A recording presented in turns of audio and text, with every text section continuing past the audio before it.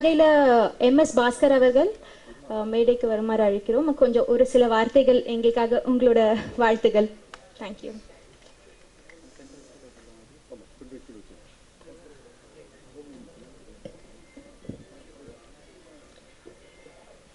எல்லோருக்கும் இனிய காலை வணக்கம்.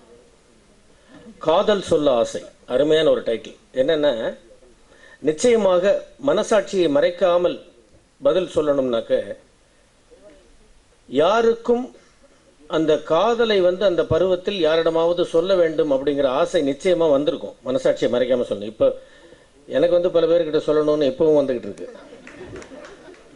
வீட்டில் அடிப்பாங்க, அதான் ஒரு பயம், வேற ஒன்றும் கிடையாது. எங்கள் அக்கா வேறு எதிர்க்க உட்காந்து பார்த்துட்டே இருக்கிறாங்க.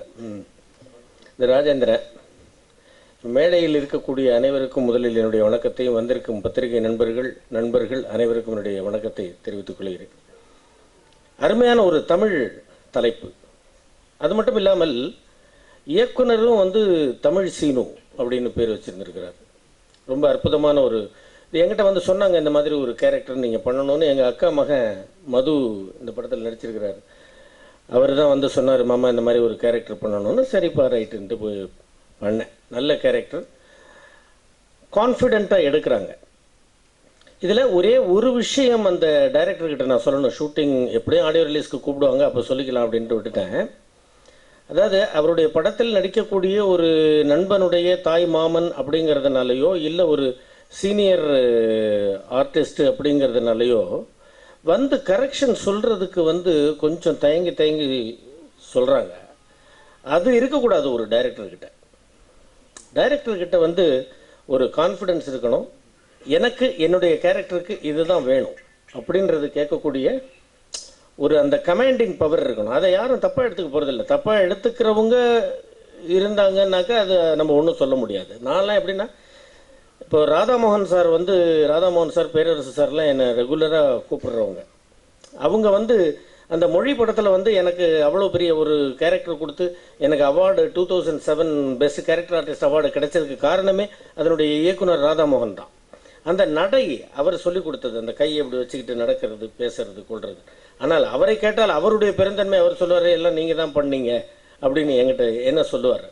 இருந்தாலும் ஆர்டிஸ்டுகளுக்கு நான் சொல்கிறது என்னன்னாக்கா, உங்களை டைரக்டர் இடத்தில் ஒப்படைத்து விடுங்கள். அந்த டைரக்டர் சரியான பர்சனாக இருந்தால் பார்க்கும் பொழுதே தெரியும், நிச்சயமாக இவர் நம்மை நல்ல வழியில் நடத்தி செல்வார்.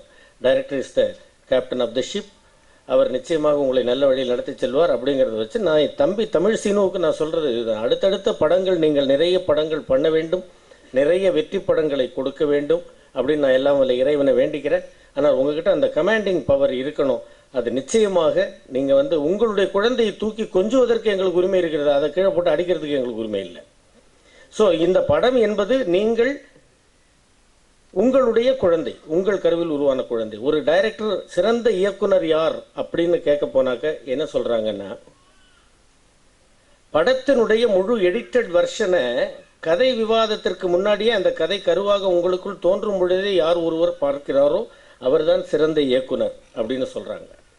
ஸோ அந்த மாதிரி நீங்கள் இந்த படத்தை பார்த்திருப்பீர்கள். கற்பனையில் எத்தனையோ முறை நீங்கள் அதை செதுக்கி இருப்பீர்கள். அப்போ அதை அந்த கமாண்டிங் பவர் வேணும் அப்படிங்கிறத நான் மறுபடியும் சொல்லிக்கிறேன். ஸோ இந்த படத்தில் நடித்திருக்கும் இளைஞர்கள், இந்த படத்தை எடுத்திருப்பவர்கள் அனைவருக்கும் இந்த படம் மிகப்பெரிய வெற்றி படமாக ஆக வேண்டும். லக்ஷ்மி எடுத்திருக்கக்கூடிய இந்த படத்தை மிகப்பெரிய வெற்றி படமாக்கி அந்த லக்ஷ்மி கோடி கோடியாக கொண்டு கொட்டணும்னு எல்லாம் இறைவனை வேண்டிக்கிறேன். நன்றி, வணக்கம்.